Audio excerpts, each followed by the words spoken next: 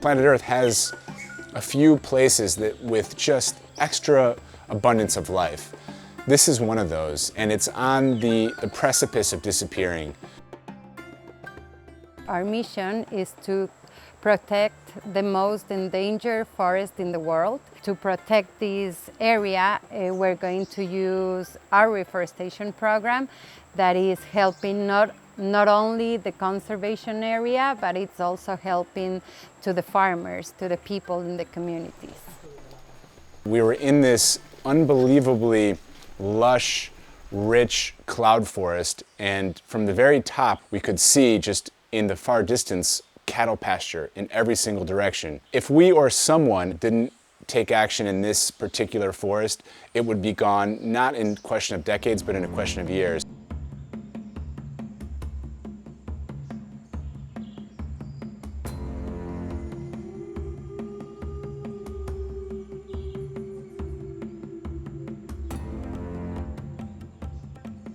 Respecto de cambiar un bosque primario a un bosque de teca, a un monocultivo, o sea, totalmente es algo irrisorio que no debería suceder porque tanta riqueza forestal tenemos, ¿sí?, que no vale la pena cambiarlo por un monocultivo como la teca o eucalipto o otras maderas que se están introduciendo con el fin comercial, cuando en realidad estamos perdiendo patrimonio muy importante en el bosque con estas maderas.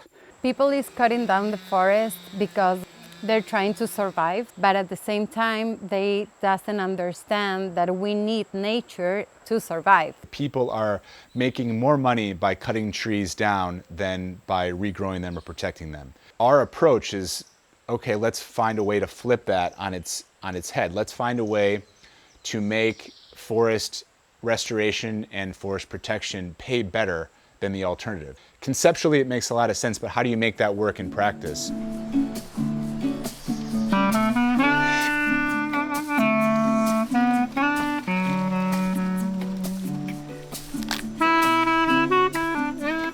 Fortunately, cacao is a fruit tree that can grow in the understory of other taller trees. And so how can we make that work as a forest restoration tool? Cacao is like a great solution for us.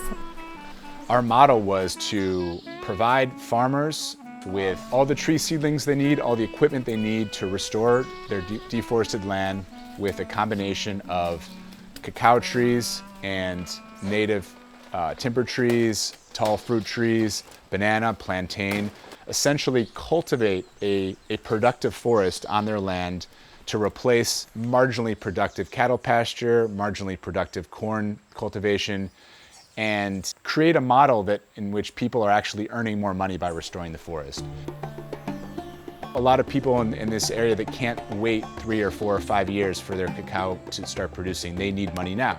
So we make forward payments, effectively bridge payments, to cover their costs in exchange for the ecological service they are performing. And then when that cacao is ready for harvest, we find premium buyers for them. Estas son plantas de cacao que vamos a hacer llegar a agricultores en el proyecto de reforestación. Decidimos nosotros trabajar en el cacao porque antes no teníamos más que hacer, pues nosotros estábamos sin trabajo, ya que nos dieron esa oportunidad. Ahora que trabajamos nosotros en la finca, tenemos por el apoyo de todos los ayudas que nos dieron.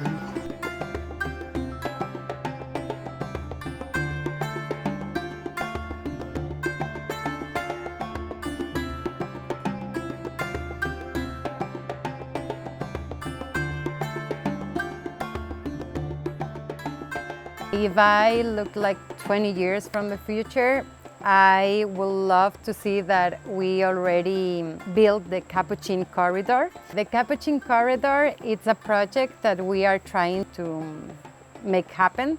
It's going to be from the Jama-Coaque Reserve to Pata de Pájaro. We are focusing our energy in this region because we feel that if we can maintain this ecosystem, if we can actually help it regenerate into a more robust, resilient version of its former self. And if we can do this without simply cordoning off forest and excluding people, but if we can do this in a way that benefits the people that work and live in this area, in a way that people are actually part of that process of restoration, That is a success story. It can inspire other projects in other parts of the world, can serve as a model. And that's what we're trying to do here in this part of Ecuador.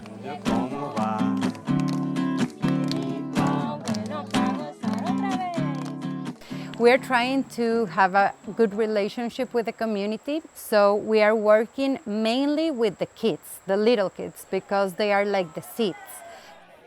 Mi nombre es Dani Murillo, trabajo para TMA. Y tratarle también de sacarle estos bejucos, porque este es cuando usted carga una pulsera apretada, como que su vena se lo aprieta y no circula la sangre. Pero así mismo es la planta, como sacarle todo ese bejuco para que no. TMA para mí no es mi trabajo, es mi escuela, es mi lugar donde yo me estoy educando y me sigo educando y me seguiré aprendiendo cada día que pasa. Todo lo que TMA ofrezca yo seguiré aprendiendo porque cada día hay cosas nuevas para aprender. Danny is the one that makes everything happen. Like he can do magic. Mi esperanza de la reserva, me gustaría ver en 20 años todos los agricultores que tengan vendiendo full cacao, agricultores que lleven 2, 3 gavetas de cacao, verán niños que están ahorita en el programa de clases de arte, que trabajen en la reserva. Eso sería el sueño increíble por ver